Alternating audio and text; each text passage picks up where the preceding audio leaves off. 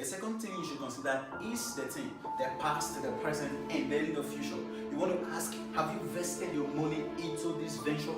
You want to ask, do you have a customer base already?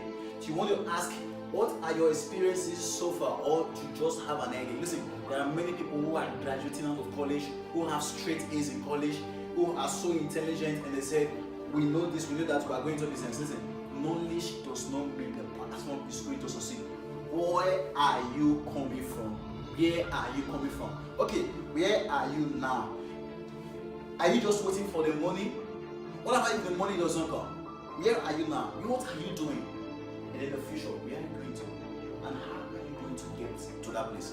If a platform does not have realistic goals for the future, if they are saying, well, what they are saying for the future is just random, or if you buy the token today, it's going to be what this and that tomorrow. Listen, you want to actually take that off your mind. The past, the present, and the future. If you do this, you will be alright. Thank you.